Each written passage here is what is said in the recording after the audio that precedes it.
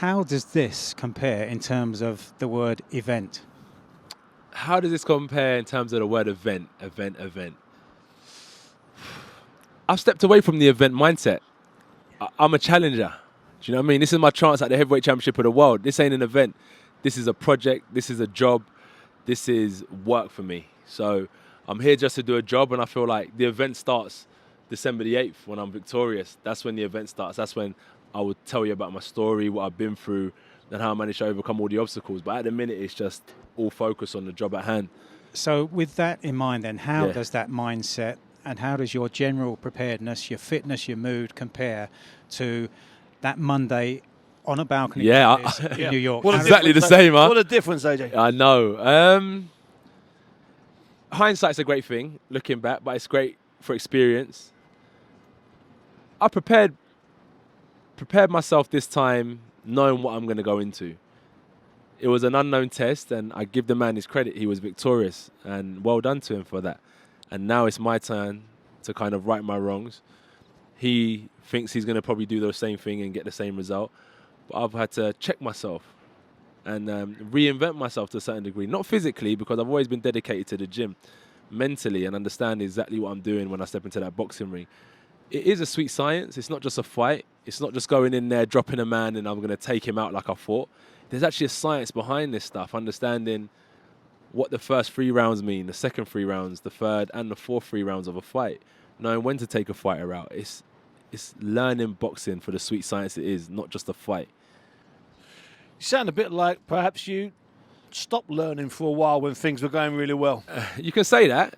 If things go well and you don't change, you don't need to change when they're going well. Why would we? Why would we? Not that it's a bad thing, but I've had to go through my process. So for someone who's on a journey right now of success and winning, to my mates in London who are fighting, I'll say definitely check yourself. Or if you're not checking yourself, I would say speak to boxing people around you who have been there before you because they've lived it. And one of my mentors so far is like Wladimir Klitschko, who's lived the game, and he gives me a lot of advice. And sometimes I wish I reached out to him sooner. But when things are going well, it's like I ain't got the time to speak to anyone. I'm doing. Do you know what I mean? You don't make the time, but now I've made the time to educate myself. And I did say to myself on the way here is that God willing things go well, and December 8th, the question I have to ask myself is, am I going to keep the same attitude? Or when it all goes right, you know, when you ask for a second chance, you're like, please, I'll never do this again. I'll never do that again. And then you're back down the street corner with your mates again. I have to make the change and I have to stick to it. And that's what's going to take me on to the next level of this sport.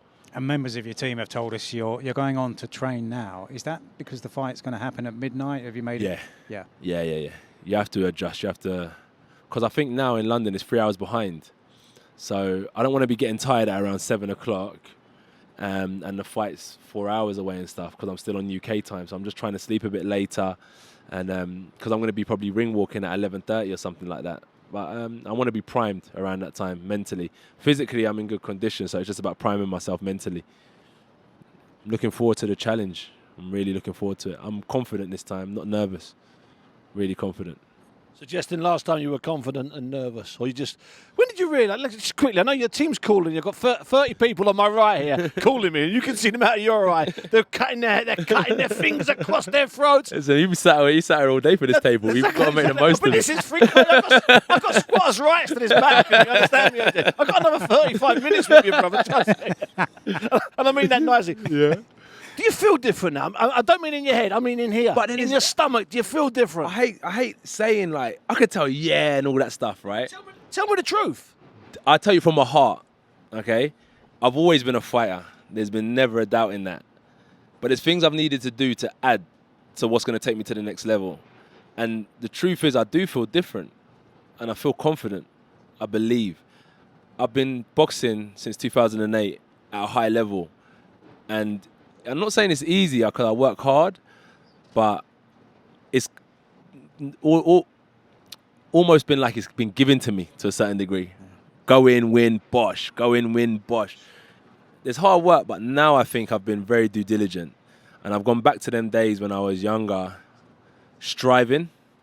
And I think that's where I say there's fire in the belly. And I have to talk as a true winner now. The humble stuff is important, But that doesn't mean you can't be confident. I'm confident in my ability. I'm confident in my skills. I'm confident in my knowledge of the sport, and I'm going to be victorious. And when I do, I'm going to tell everyone about how I went wrong and how I put it right and how much this sport means to me. Yeah, man, I'm looking forward to it. Really, we are too. We appreciate your time. Thank you very much. And we'll see you later in the week. Thank you, sir. And now the sound effects of you getting dragged away. The tables and the chairs.